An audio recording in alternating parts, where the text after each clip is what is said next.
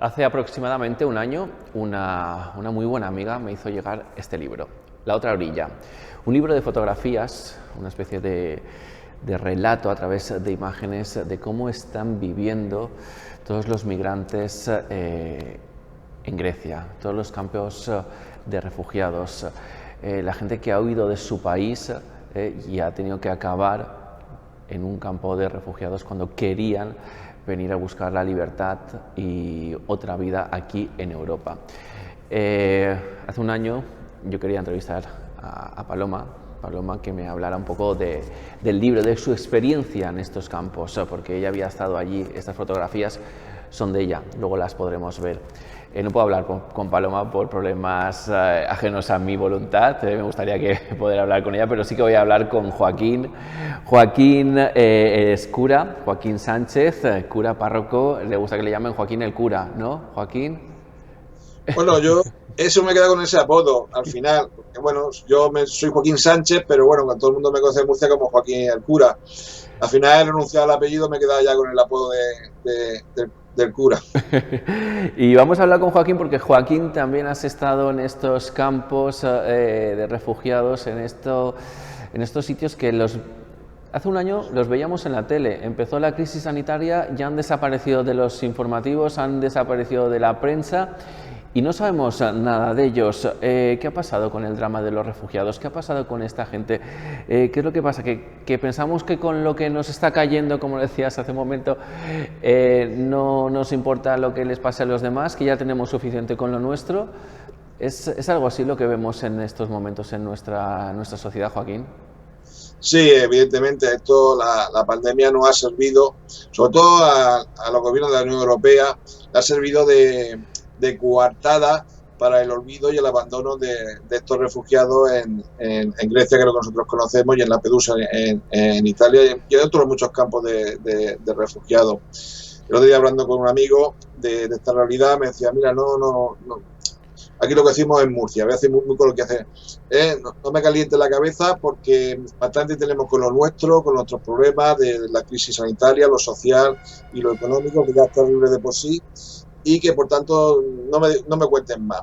No ha servido de coartada para el abandono y el olvido. Y no queremos saber más de otras situaciones tremendas, como es la gente que viene huyendo del terror de la guerra y del horror del hambre, la sed y de enfermedades, o de no poder curar sus propias heridas por cuando son alcanzados por una bala o por las esquirlas de las bombas.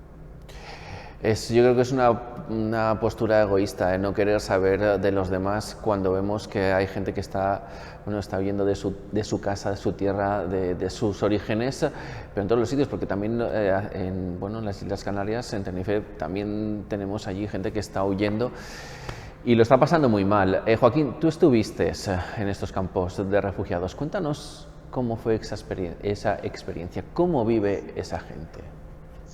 Bueno, lo primero que hay que decir, y yo creo que es importantísimo, que cuando tú vas a un campo de refugiados por primera vez, cuando entras, ves muchas tiendas de campaña, ves mucha gente, sobre todo ves muchos niños y muchas niñas, y sientes pues un poco de miedo, de incertidumbre, hasta que, bueno, con el paso del tiempo, ellos te van acogiendo. O sea, los propios refugiados te abren las tiendas, te invitan a entrar, a sentarte en el suelo, te invitan al famoso tea, que llaman ellos, te invitan incluso a comer, y a veces lo pasan mal porque dicen, no, es vuestra comida, ¿cómo vamos a vosotros a restar vuestra comida? Y ellos se sienten, digamos, muy afortunados y se sienten con mucha dignidad en que tú puedas compartir la comida con ellos. Ellos te dicen, somos personas y el poder compartir la comida con vosotros, a nosotros nos viene muy, muy bien. Ellos te abren su corazón. De hecho, nosotros los llamamos amigos y amigas y tenemos una relación muy bonita con muchos de ellos, a pesar de la distancia, ¿no? Y en ese abrirte el corazón, inmediatamente, pues lo que pasa es que ellos te cuentan sus historias, ¿no? Por qué vinieron, y son historias terribles. Mira, yo voy a contar dos que creo que son para que la gente Cuéntanos. entienda el por qué la gente decide. O sea, no es un capricho, no es... Además, unas decisiones que tienen que tomar en muy poco tiempo. Me contaba una familia que, por ejemplo, cuando le herían a un niño por la esquina de la bala, ellos hacían, a ver, lo voy a hacer que no sé si se ve bien Sí, las sí, se manos, ve. ¿no? Como si decían, no, que le dais al corazón para que respire, ¿no? Para que se reactive. Y yo decía, no, no, no, no, no corazón, no corazón. Y era que cuando un niño estaba herido o una persona mayor estaba herida, como ya no hay calles, ya no existe, ya no hay centros médicos, ya no hay personal sanitario, ya no hay ambulancias, nada, para evitarle ese dolor inmenso, esos gritos de dolor por la herida, la única solución que tenía es buscar a alguien que le pusiera una almohada o un cojín en la boca, encima, y se asfixiara y acabara con su sufrimiento. Buah, eso es Hay que brutal, imaginar, ¿no? Eso es muy duro. sí, sí, pero yo no soy padre, vamos, no hijos. Pero tú imagínate, Rubén, es decir, un padre que tiene un hijo en los brazos, sangrando, chillando de dolor, y que tiene que buscar a alguien, ellos utilizan la palabra piedad, que por piedad le ponga un cojín y lo asfixie Para que no sufra, para que no tenga más dolor. Sí. Bueno, eso es desgarrador, ¿no? Claro, ellos dicen, yo no quería que mi otro hijo le pasara lo mismo. Y también otras, bueno, son muchas experiencias, yo cuento estas dos, pero bueno, son muchísimas experiencias que ellos te van contando. Y es, por ejemplo, cuando un crío que había allí, en Casica, había unos críos, adolescentes, que nosotros nos encargábamos de ellos, y en un partido de fútbol, uno de los críos, pues le quitaron el balón y le pegaron una patada. Entonces, y él se revolvió muy agresivamente. Yo estaba de entrenador y le regañé, claro, en castellano, y él pues se enfadó mucho conmigo y salió corriendo hacia mí con una cara de mucha agresividad. Y claro, yo pensé enseguida, digo, cuando llega a mí se valía a patadas y a puñetazos y a ver cómo soluciona este problema. Pero curiosamente, cuando fue llegando, tendría unos 14, 15 años, iba decreciendo en edad, 12, 11, de tal manera cuando llega a mí se abraza y es como si fuera un crío de 2 años y empieza a llorar. Yo empecé a abrazarle, pues, acariciarle, decirle, no te preocupes, pero la violencia no es buena. Al día siguiente le pregunté a una voluntaria que conoce esa situación, digo, ¿te crío qué le ha pasado? Dice, bueno, el crío, la historia es terrible. Dice que llegaron a Alepo, a uno de los barrios, el ISIS, el Estado Islámico, el Daesh, como se quiera llamar, le obligaron a ver cómo violaban a su madre y Buah. a su hermana y cómo después la degollaban, a su madre y a su hermana. Que fíjate, que decir, situación de esa han vivido. Cuando tú tienes una hija, hijas, y dice que viene el Estado Islámico, tú sales corriendo, porque sabes que si las cogen, la van a violar y la van a meter en la posición de los soldados. Con lo cual, al final la gente tiene que huir de esa situación. Escapan del horror, de la guerra, de situaciones como esas y acaban en campos de refugiados que podían parecerse al infierno. Estábamos viendo, mientras estabas hablando, fotografías de este libro de Paloma, en el que se ven cómo son estos campos de refugiados, plásticos, barro, muchísimo barro, supongo que frío, hemos visto nieve. Vivir ahí tiene que ser imposible. ¿Cómo se Sí, bueno, calientan? las condiciones humanas son terribles, son condiciones inhumanas. Y esto, fíjate, que lo venimos denunciando de la Asociación Amigos de Risona, que estamos varias personas, entre ellas Paloma, la autora de ese libro de la fotografía, donde Europa, el mensaje de Europa, de la Unión Europea, a estas personas, a estos niños, a estas niñas, es decir, vaya a venir aquí, no os queremos, y vaya a vivir en unas condiciones inhumanas e indignas, para que os volváis a vuestro país, un país que ya no existe, un país que está destruido. Por ejemplo, conocía a mucha gente de Alepo, y están en condiciones, pues, comen solamente 2 veces al día, pero además mal, porque tiene que hacer cola de 3 o 4 horas, una comida insuficiente, en una tarrina de esa, de plástico, que tú la ves y dices, madre mía, ¿esto quién se lo come? Y además, a ver, intentamos comer eso y eso es tremendo, esa comida es terrible. Después no tiene atención médica en absoluto, solamente un médico para mejor mío, 2.000, 3.000 o 20.000 personas. Están encerrados, están vigilados por el ejército y por la policía, se considera como una amenaza. Y algo que es muy importante, se les deja sin esperanza ninguna. Te decían a un refugiado, te decía, yo cada vez que amanezco es como morir cada día. porque fíjate que en un campo sin hacer absolutamente nada, porque ellos vienen con una idea muy clara. Primero vienen con la idea de que quieren volver de nuevo a su tierra, cuando puedan. Por ejemplo, ellos te dicen, yo quiero morir en la tierra que me ha visto nacer. Y por otra parte, ellos tienen muy claro que vienen a Europa a contribuir con su trabajo al bienestar de Europa. Es decir, nosotros no queremos que nos ayuden, queremos que nos den una oportunidad para vivir, para rehacer Quieren mi vida. vivir, trabajar, realizarse como personas y, y vivir bien, huir de la guerra y del miedo para crear una vida normal como la de todo el mundo, ¿no? Sí, es decir, tú cuando hablas con ellos te das cuenta por sus sentimientos, ¿no? Sus emociones. Yo creo que ellos te insistían mucho en la educación de los hijos y de las hijas. Queremos que vayan a la escuela, que tengan un futuro. Por ejemplo, la gente que venía de Alepo, de Siria, pues gente con un nivel de formación muy alto, en inglés, de formación profesional, todo el mundo tenía trabajo en ese país. Y bueno, claro, evidentemente, ellos también te hablaban de que las condiciones políticas eran de una dictadura de Al-Assad, ¿no? Pero a la misma vez te dicen, pero que era un país que tenía sanidad, tenía educación, ellos vivían, tenían trabajo, tenían sus fiestas, sus costumbres. Bueno, pues vivían y se ven abocados a salir porque empiezan a caer bombas. Y claro, cuando te caen bombas y matan a la gente, y cuando tú tienes que sacar a un hijo de los escombros, es terrible. Y dices, yo no puedo esperar. Tuve que salir con el resto de mis hijos.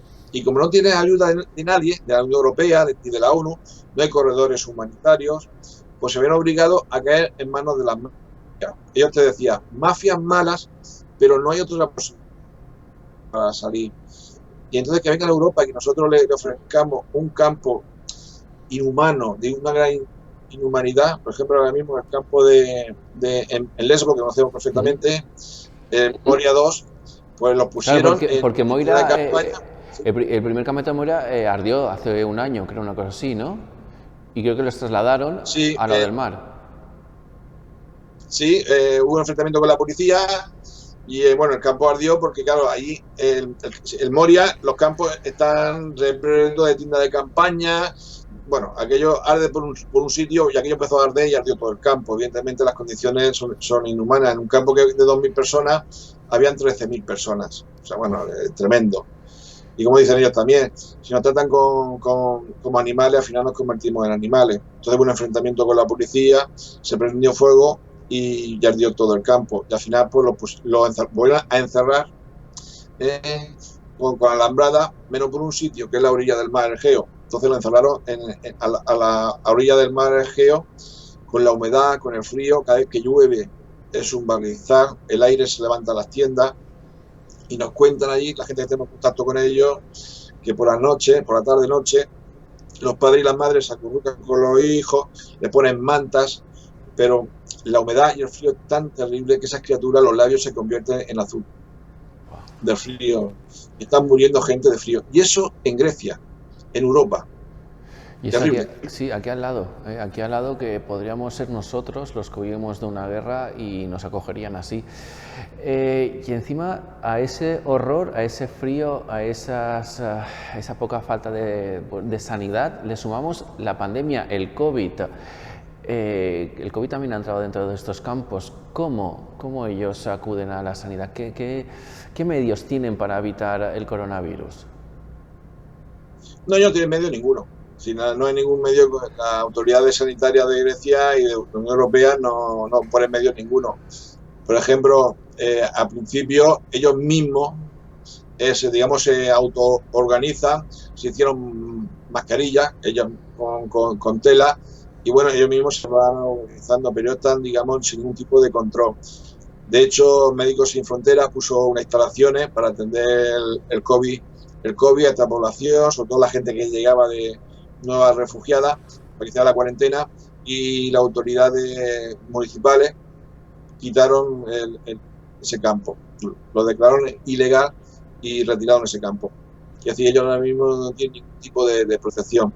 Lo dejan a su suerte y sobre todo por si mueren, pues han muerto. Quiero decir, como ahora mismo nadie estamos mirando hacia esa realidad, las autoridades pueden hacer lo que quieran. De hecho, también la extrema derecha está atacando esos campos y están atacando a la ONG que están contribuyendo en ayudarle.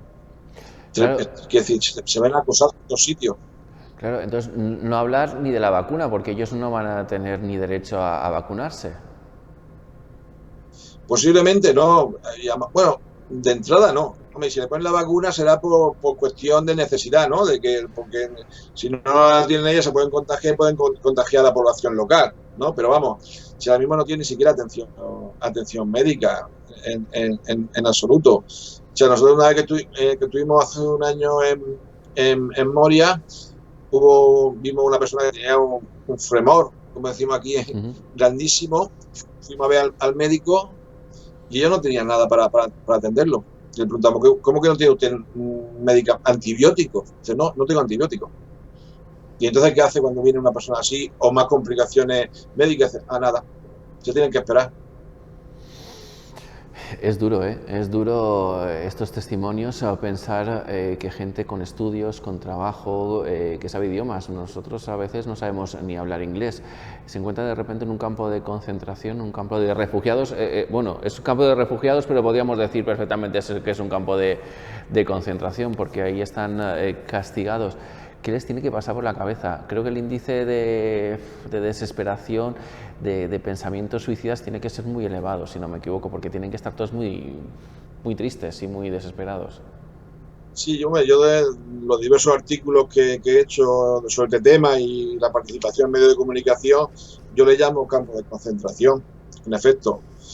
Bueno, no son los campos de exterminio nazis, está claro, pero sí son de concentración, donde concentra una población y lo encierra en vallas con concertinas y además en condiciones, como he dicho antes, inhumanas e indignas.